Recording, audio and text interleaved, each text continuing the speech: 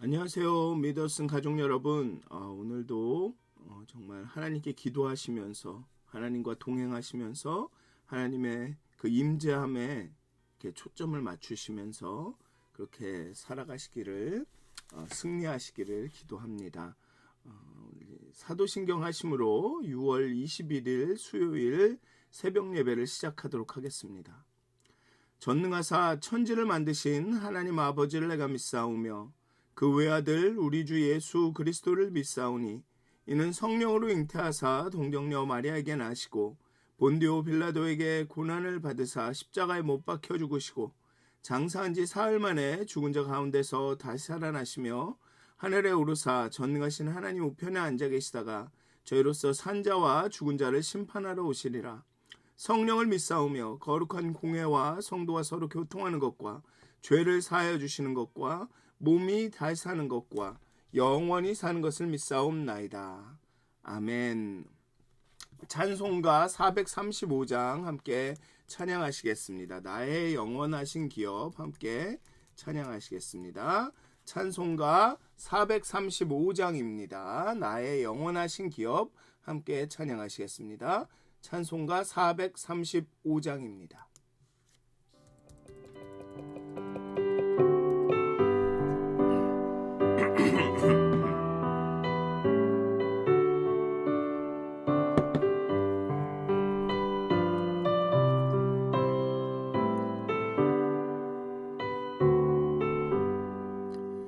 나의 영원하신 기업 생명보다 귀하다.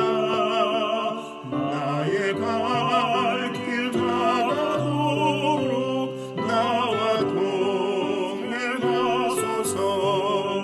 주께로 가까이 주께로 가오니 나의 갈 길 다가도록 나와 동행하소서. 복이 아니라 모든 명예 버리고 동안 나와 동행하소서. 주께로 가까이 주께로 가오니 나의 갈 길 다가도록 나와 동행하소서.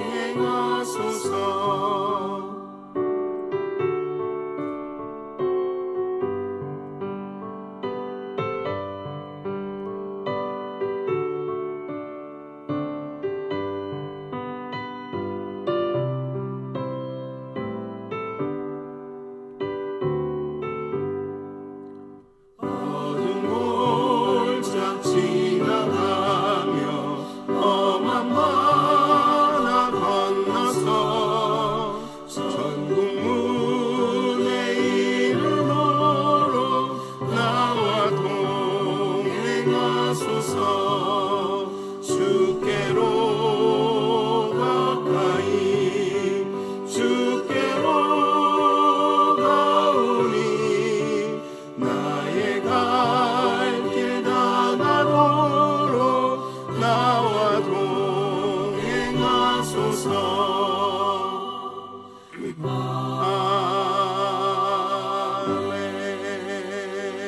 아멘. 기도하시겠습니다. 우리의 영원하신 기업 되시는 하나님, 예수님, 우리가 하나님 정말 예수님만 바라보면서 예수님께서 우리의 삶 가운데 그 영향력이 확장되기를, 하나님 그 사업 기업이 성장하고 더 자라가기를 소원하는 것처럼 정말 예수님께서 우리의 삶에 정말 참 기업이 되셔서 분깃이 되셔서 정말 우리의 삶 가운데 하나님의 영향력들이 예수님이 다스리는 영역이 더 넓어지기를 간절히 소원합니다. 하나님 우리가 기도할 때 우리 자신을 돌아보며 하나님께 초점을 맞추며 우리를 은혜와 사랑으로 돌보시는 정말 하나님께만 우리의 마음이 향할 수 있도록 우리 기도를 바꿔주시고 정말 기도 가운데 임재하신 하나님을 깊이 만날 수 있도록 하나님 우리에게 깨달음을 더하여 주시옵소서. 우리의 믿음을 다시금 부릴 듯 일어나게 하여 주시옵소서. 감사합니다. 예수님의 이름으로 기도하였습니다. 아멘. 오늘 함께 나누실 말씀은 다니엘서 7장 1절에서 14절까지의 말씀입니다. 다니엘서 7장 1절에서 14절까지의 말씀입니다. 제가 봉독하도록 하겠습니다. 다니엘서 7장 1절에서 14절까지의 말씀입니다. 다니엘서 7장 1절에서 14절까지의 말씀입니다. 제가 봉독하겠습니다. 바벨론 벨사상 왕 원년에 다니엘이 그의 침상에서 꿈을 꾸며 머릿속으로 환상을 받고 그 꿈을 기록하며 그 일의 대략을 진술하니라. 다니엘이 진술하여 이르되 내가 밤에 환상을 보았는데 하늘에 네 바람이 큰 바다로 몰려 불더니 큰 짐승 넷이 바다에서 나왔는데 그 모양이 각각 다르더라. 첫째는 사자와 같은데 독수리의 날개가 있더니 내가 보는 중에 그 날개가 뽑혔고 또 땅에서 들려서 사람처럼 두 발로 서게 함을 받았으며 또 사람의 마음을 받았더라. 또 보니 다른 짐승 곧 둘째 곰 같은데 그것이 몸 한쪽을 들었고 그 입의 이사이에는 새 갈빗대가 물렸는데 그것에게 말하는 자들이 있어 이르기를 일어나서 많은 고기를 먹으라 하였더라. 그 후에 내가 또 본즉 다른 짐승 곧 표범 같은 것이 있는데 그 등에는 새 날개 넷이 있고 그 짐승에게 또 머리 넷이 있으며 권세를 받았더라. 내가 밤 환상 가운데 그 다음에 본 넷째 짐승은 무섭고 놀라우며 또 매우 강하며 또 쇠로 된 큰 이가 있어서 먹고 부서뜨리고 그 나머지를 발로 밟았으며 이 짐승은 전에 모든 짐승과 다르고 또 10뿔이 있더라. 내가 그 뿔을 유심히 보는 중에 다른 작은 뿔이 그 사이에서 나더니 첫 번째 뿔 중에 셋이 그 앞에서 뿌리까지 뽑혔으며 이 작은 뿔에는 사람의 눈 같은 눈들이 있고 또 입이 있어 큰 말을 하였더라.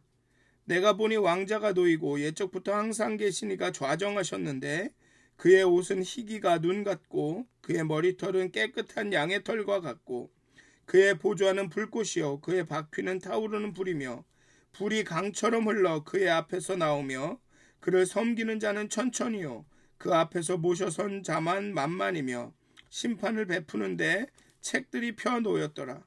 그때 내가 작은 뿔이 말하는 큰 목소리로 말미암아 주목하여 보는 사이에 짐승이 죽임을 당하고 그의 시체가 상한 바 되어 타오르는 불에 던져졌으며 그 남은 짐승들은 그의 권세를 빼앗겼으나 그 생명은 보존되어 정한 시기가 이르기를 기다리게 되었더라.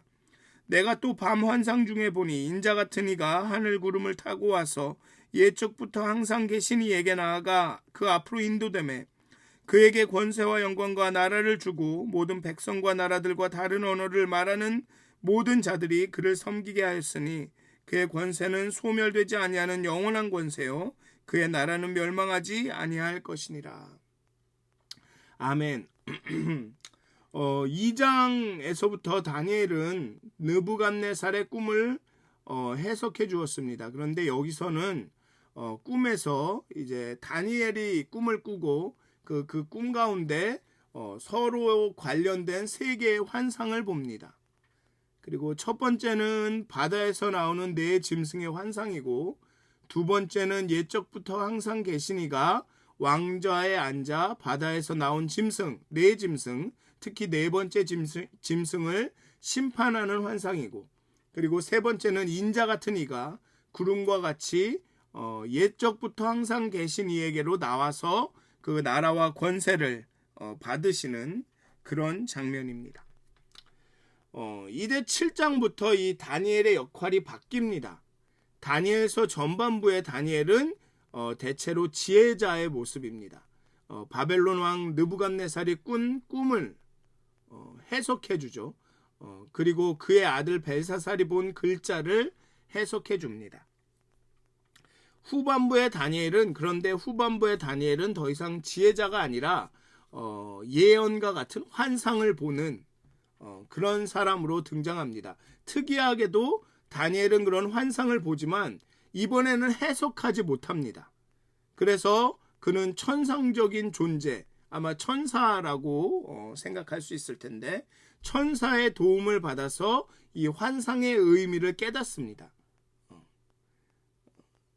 이게 참 흥미롭죠.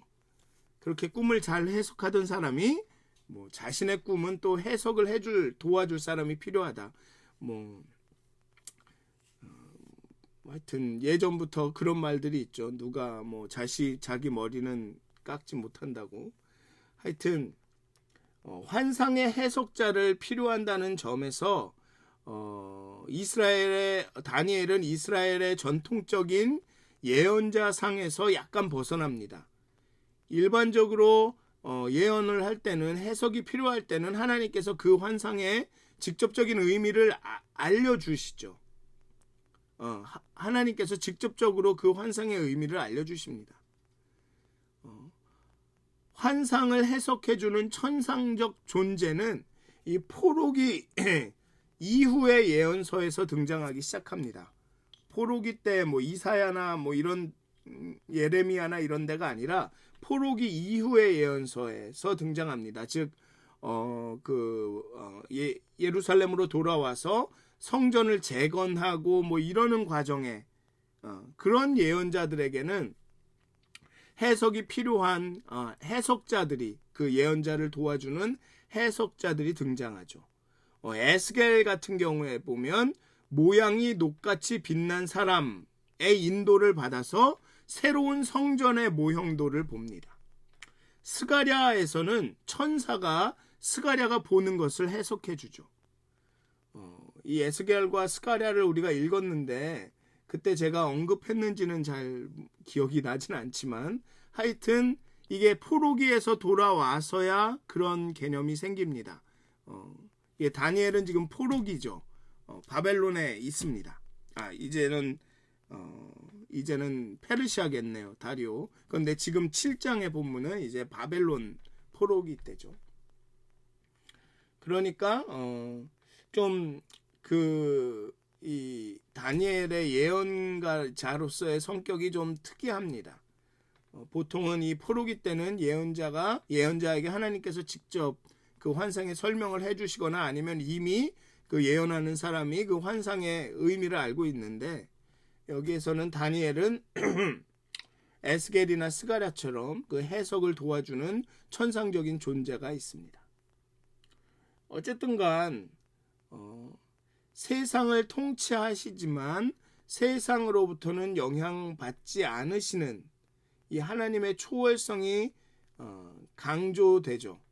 그러면서 나타난 어떤 신학적인 현상들 가운데 하나가 천상적 존재가 있다라는 겁니다. 그러니까 해석을 도와주는, 즉 세상을 통치하시지만 세상으로부터 영향을 받지 않는 그 인간 예언자가 해석할 수 없는 그 천상적 존재가 하나님의 초월적인 어떤 영향력이 나타나서 도와줘야 한다라는 것을 더 강조하게 되죠. 그래서 나타난 것이 이제 해석자의 존재입니다. 천상적 존재가 해석을 도와주는. 그러니까 좀 더 하나님께서 통치하시고 계시다라는 것을 강조하고 있습니다. 1장부터 6장까지는 마치 다니엘이 지혜로워서 그 해석을 하는 것처럼 보입니다. 물론 하나님께서 지혜를 주시고 하나님께서 알려주신다라고 다니엘은 계속 얘기하고 있지만 좀 어떻게 보면 그냥 다니엘이 지혜로워서 그 꿈을 잘 해석하는 것처럼 보이죠. 그렇지만 7장부터는 하나님께서 해석을 도와주셔야 합니다. 다니엘이 지혜로워서 꿈을 해석하는 게 아닙니다. 그러니까 좀 더 하나님이 통치하시고 하나님의 절대적인 주권을 강조하고 있습니다. 어쨌든 또 서론이 길어졌는데요. 우리가 이미 알다시피 벨사살 왕은 바벨론의 마지막 왕입니다. 여호와의 성전 기물을 가져다가 잔치 때 술잔으로 음식을 담는 접시로 사용해서 여호와의 진노를 사고 손가락이 공중에 나타나 쓴 메데메데 데겔 우바르신을 보고 두려움에 떨었던 그런 왕입니다. 그는 유대인 가운데 가장 잔인했던 왕이죠. 유대인들은 벨사살이 왕이 되면서 절망했습니다. 낙심했죠. 다니엘이 이 환상을 본 것이 벨사살 왕 원년, 벨사살이 왕이 된 첫 해였다는 말은 지금까지 겪었던 순환보다 더 큰 순환과 학대를 눈앞에 두고 있다는 말입니다. 우리는 정권이 바뀔 때마다 기대하죠. 아주 좋아질 것은 없지만 더 나빠지지만 않았으면 좋겠다라고 생각합니다. 그런데 벨사살이 왕위에 오른 것은 유대인들에게는 이제 최악의 상황이 된 것입니다. 이제는 더 나빠진다라는 거죠. 이게 다니엘서의 역사는 좋아지는 역사가 아닙니다. 나빠지는 역사입니다. 그리고 하나님께서 그 역사를 정하셨다고 계속 그 머리가 금으로 되어 있는 신상의 이야기라든가 오늘 나오는 이 네 짐승의 환상이라든가 이런 환상들을 계속 통해서 이 역사가 계속 나빠지고 있다는 것을 보여줍니다. 어쨌든 다니엘의 환상은 네 짐승, 보통은 이제 그 네 짐승을 바벨론, 메데, 페르시아, 그리스의 이제 알렉산더 대왕 이 네 나라를 상징한다고 해석이 됩니다. 그리고 8장에 가서는 이 네 나라 중에서 이 두 나라 페르시아와 그리스에게 좀 더 집중을 하죠. 어쨌든 첫째 짐승은 육상 동물 중 가장 강한 사자와 공중의 새 중에서 가장 독수리의 결합입니다. 그런데 날개가 뽑힙니다. 이 짐승의 힘이 약화되었다라고 볼 수도 있습니다. 사자와 독수리의 날개를 갖고 있었는데 갑자기 날개가 뽑혔으니까 이제 이 짐승의 힘이 약해졌다라고 볼 수 있지만 사람처럼 두 발로 서게 되는 사람처럼 되는 준비 과정이라고도 할 수 있죠. 여기 보면 첫째는 사자와 같은데 독수리의 날개가 있더니 내가 보는 중에 그 날개가 뽑혔고 또 땅에서 들려서 사람처럼 두 발로 서게 함을 받았으며 또 사람의 마음을 받았다 이렇게 얘기하죠. 그래서 사람처럼 되는 준비 과정에 그 날개가 뽑혔다라고 볼 수도 있습니다. 그리고 이 짐승이 사람의 마음을 받습니다. 어디서 뭐 좀 본 장면과 같기도 하죠.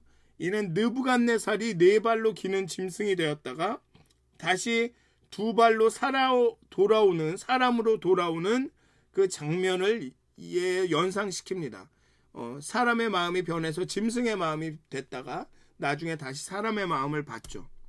그래서 첫째 짐승은 이제 바벨론을 의미한다라고 좀 분명한 사인을 줬습니다. 그리고 둘째 짐승은 곰과 같다라고 합니다. 몸 한쪽을 들었다라는 것이 어떤 의미인지 여러 가지 의견들이 있지만 이 사이에 갈빗대가 있는 걸로 봐서는 이렇게 먹잇감을 잡으려고 하는 공격적인 자세를 취하고 있다고 생각할 수 있을 것 같습니다. 그리고 곰은 많은 고기를 먹을 것입니다. 이렇게 공격할 준비를 하고 있고 또 말하는 자들이 있어서 많은 고기를 먹으라라고 하고 있다라고 합니다. 이게 지금 벨사살 왕, 즉 바빌론이 막 끝나는 그 시점에 있다라고 생각을 하면 아마도 이 둘째 짐승이 이렇게 공격을 하고 이렇게 먹잇감을 먹으려고 하고 있는 그 공격적인 자세를 취하고 있다는 걸로 봐서는 이 둘째 짐승은 바로 이제 바벨론이 끝나고 나타나는 메데와 페르시아, 고 메데일 가능성이 있다라고 우리는 볼 수가 있는 거죠. 그리고 세 번째는 네 머리와 네 날개가 달린 표범과 같은 짐승으로 첫 번째 짐승에 비해서는 상대적으로 약한 짐승입니다. 새의 날개는 독수리의 날개보다 왜소하고 표범은 사자보다 덩치가 작고 힘이 약한 짐승이죠. 그러다 보니까 첫 번째 사자와 독수리의 결합인 첫 번째 짐승보다는 약하다라는 것을 예상할 수 있습니다. 네 날개는 바사 군대의 페르시아 군대의 신속한 움직임을, 내 머리는 네 방향 사방으로 확장되는 페르시아의 통치권을 시사합니다. 그런데 왜 좀 약간 첫 번째 짐승보다 약하게 표현이 됐냐 하면, 유다의 입장에서는 바사는 바벨론에 비하여 덜 위협적입니다. 왜냐하면 바사의 고레스 왕은 이스라엘을 유배해서 풀어주죠. 그런 관점에서 보면 바사는 유대인들에게는 그렇게 강력한, 그냥 사자와 독수리가 아니더라도 표범과 날짐승 그 정도의 영향력이 있는 거죠. 그렇지만 발이 빠르고 신속한 군대로 페르시아는 대제국을 형성을 하게 됩니다.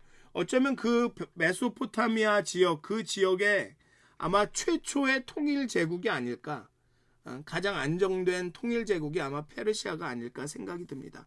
어쨌든 근데 특이할 만한 것은 세 번째 짐승에게만 권세가 주어집니다.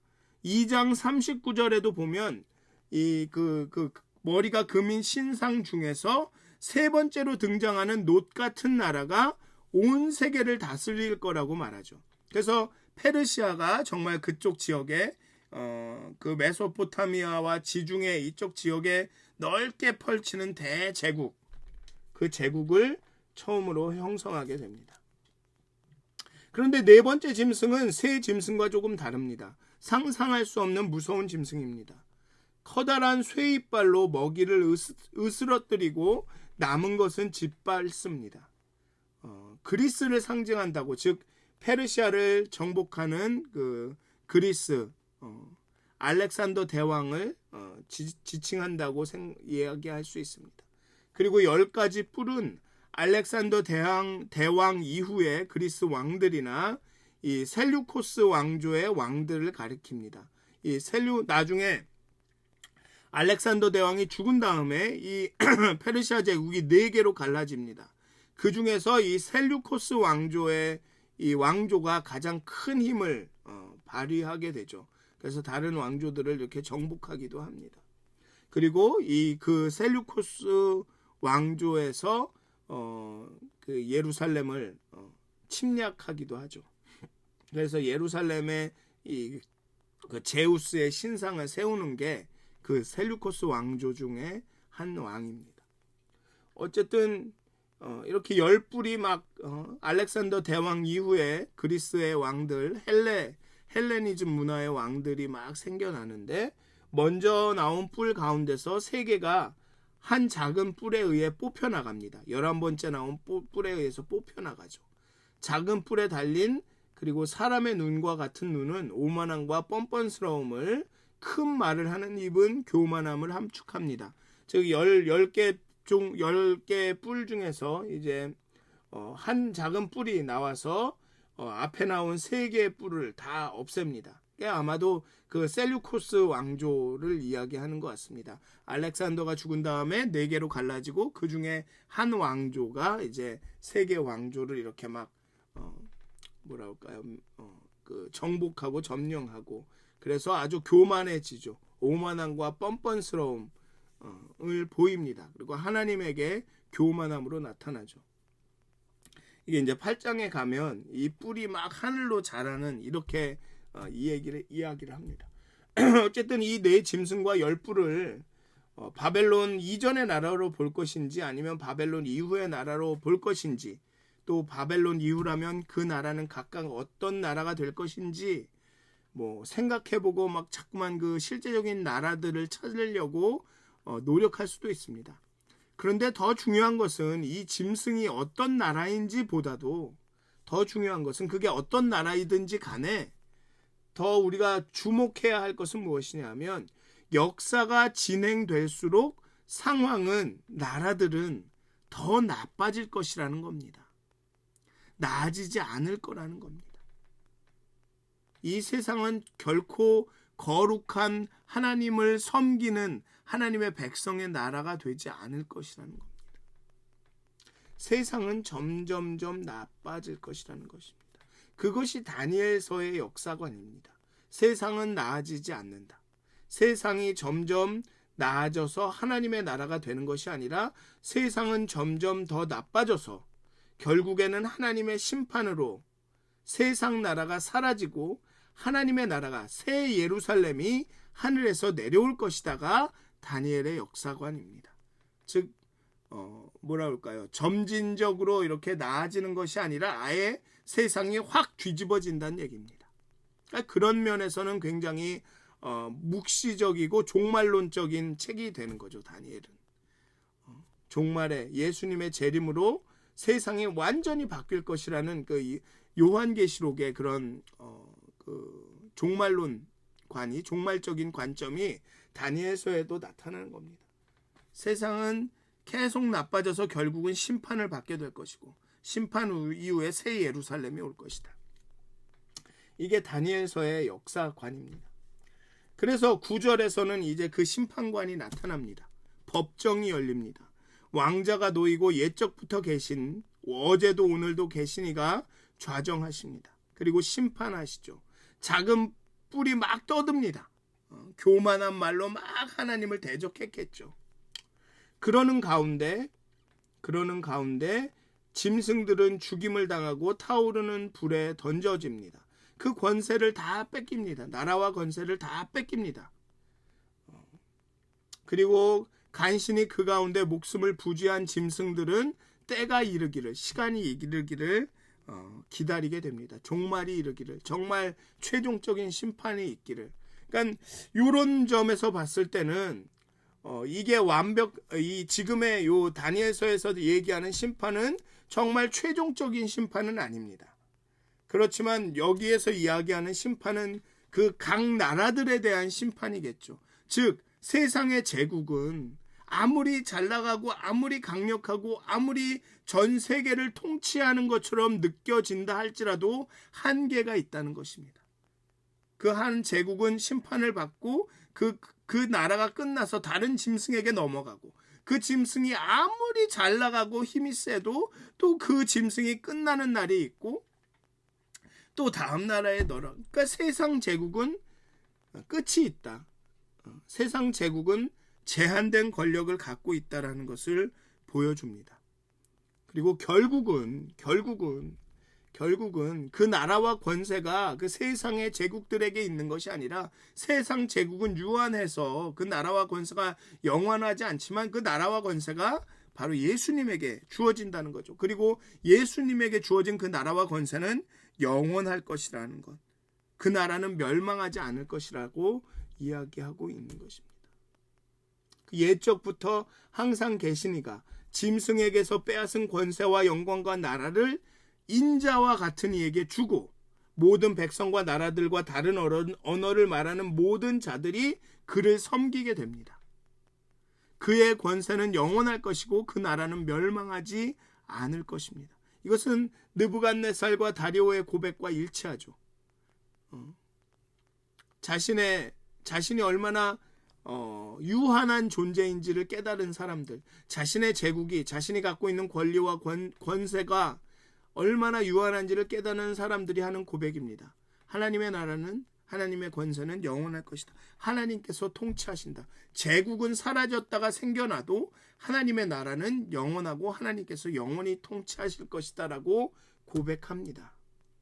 요한계시록과 연결하여 보면 영원한 나라와 권세가 인자와 같은 이 메시아 어린 양 예수님에게 주어지죠. 그리고 어린 양 예수님이 통치하고 다스립니다. 그리고 그 거룩한 백성들, 하나님의 백성들, 그 핍박과 박해와 환난을 견딘 하나님의 14만 4천이 예수님과 함께 다스리죠.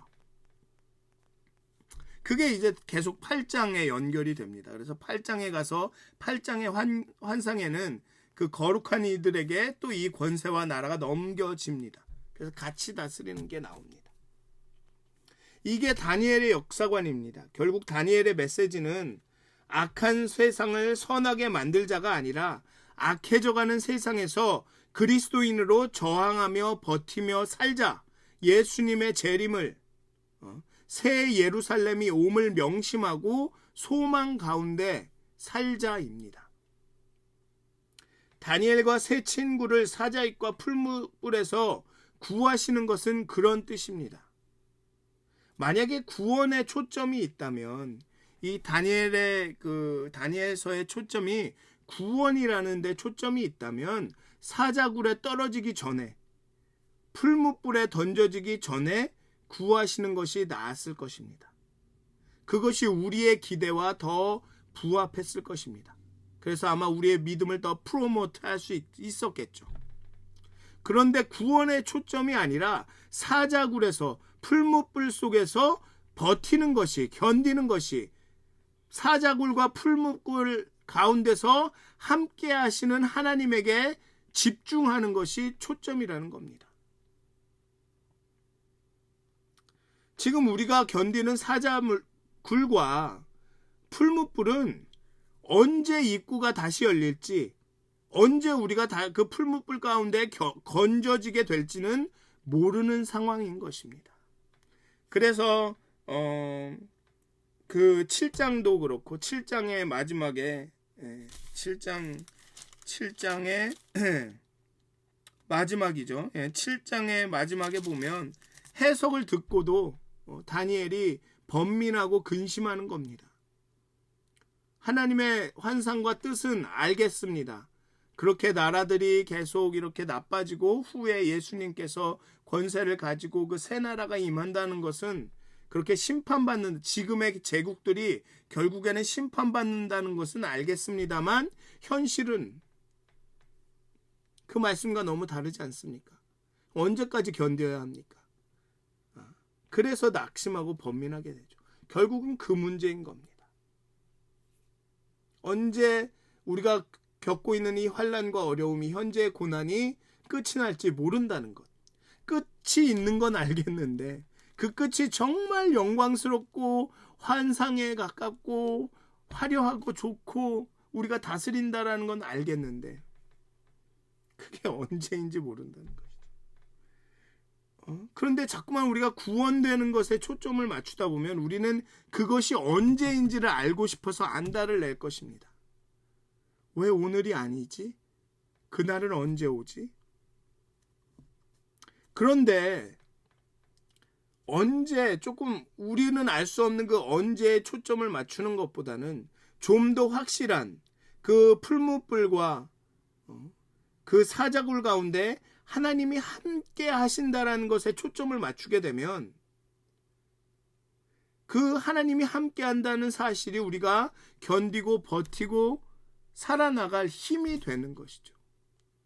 언젠가 끝이 될 것이다라는 것에 소망을 두고 살아가는 것보다는, 물론 그것도 소망이 되지만 지금 여기에 함께 하시는 하나님에게 초점을 맞추는 것이 오늘을 견디고 버티고 살아가는데 더 힘이 된다라는 것입니다. 그게 다니엘서가 보여주고 있는 것입니다. 다니엘서가 우리에게 말하고 싶어 하는 것입니다. 하나님이 함께 하신다. 하나님이 통치하신다. 하나님이 다스리신다. 이스라엘 백성에게 그렇게 말하는 거죠. 다윗 이후로 한 번도 좋을 것 없었던 그들의 그 역사가 지금은 포로로 이끌려와서 이 온갖 그 굴욕을 당하는 지금 이 순간에도 하나님이 함께 하신다.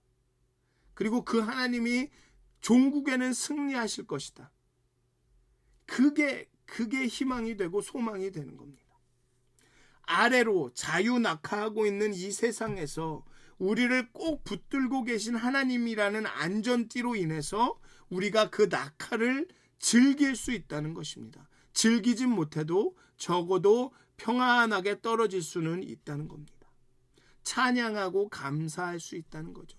그게 다니엘서가 말하고 있는 것입니다. 아무리 세상이 나빠져도 그리스도인은, 하나님을 신뢰하고 인내하는 사람들은 보호된다는 것. 그것이 다니엘서 또한 요한계시록이 나타내고 있는 것입니다. 아무리 어렵고 힘들고 환난 가운데 세상이 다 망가져가고 멸망해 가는 것 같은 순간 속에서도 인내와 믿음으로 버티고 견디는 사람들에게는 하나님께서 보호하시고 함께 하시고 하나님께서 인도하시고 최종적인 승리를 주신다는 것. 그게 다니엘서와 요한계시록의 메시지입니다. 사랑하는 믿어 쓴 가족 여러분, 때로는 세상에 돌아가는 꼴이 여러분들의 삶이 이렇게 여러분들이 겪어야 되는 그 삶의 순간순간이 정말로 어렵고 힘들고 정말 절망적이고 낙심될 때가 있을 겁니다. 하지만 그 가운데 하나님이 함께 하신다는 것, 하나님께서 통치하신다는 것, 하나님께서 여러분들 가운데 함께 그 풀무불 가운데 함께 하신다는 것, 그 사실이 우리에게 위로가 되는 겁니다. 그 사실이 우리에게 힘이 되는 거고, 그 사실이 바로 오늘을 버티고 견디게 해주는 원동력이 되는 겁니다. 사랑하는 믿어 쓴 가족 여러분, 구원은 옵니다. 하지만 구원에 초점을 맞추시기보다는 오늘 지금 여기 함께 하시는 그 구원의 하나님, 구원의 예수님께 여러분들의 시각과 초점을 맞추셨으면 좋겠습니다. 여러분들의 관심을 집중하셨으면 좋겠습니다. 오늘 여기에 그 예수님과 함께 살아가는 일에 더 초점을 맞추셨으면 좋겠습니다. 그렇다고 영원을 바라보지 마시라는 것이 아닙니다. 그 함께함이, 오늘 지금 여기서 예수님과 함께함이 영원할 것이라는 그 사실에 초점을 맞추셨으면 좋겠습니다. 그래서 기도하실 때 여러분 자신 가운데 있는 여러분 자신을 잘 들여다보시고, 여러분들 가운데 계신 그 하나님, 여러분들과 함께 일하시고 함께 하시는 그 하나님에게 집중하셔서 정말 하나님의 그 충만하심, 하나님이 함께 하시는 그 성령의 충만하심을 경험하시는, 그렇게 예수님과 함께 동행하시는, 그렇게 믿음과 인내로 버티고 견디고 살아가시는 오늘 하루가 되시길 주님의 이름으로 축원드립니다. 기도하시겠습니다. 하나님,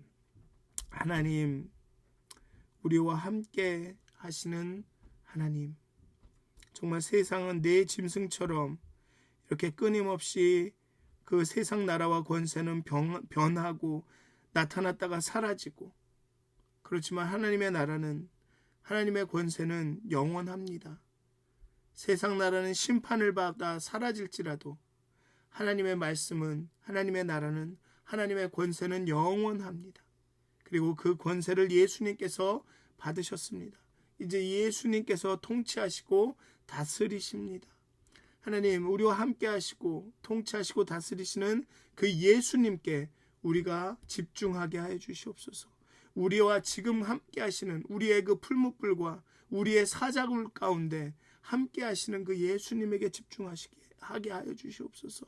우리가 기도할 때 우리와 함께 하시는, 우리 안에서 우리를 거룩하게 하고 계시는, 우리의 찌꺼기와 우리의 혼잣물을 제거하고 계시는, 그렇게 우리와 함께 동행하며 우리를 거룩하게 만드시는 그 하나님께 예수님께 집중할 수 있도록, 그 예수님과 동행함으로 오늘을 견디고 살 수 있는 그런 힘을 얻을 수 있도록 하나님, 오늘도 우리와 함께 해 주시옵소서. 우리의 영의 눈을 열어주셔서 우리와 일하시는 예수님을 보게 하여 주시옵소서.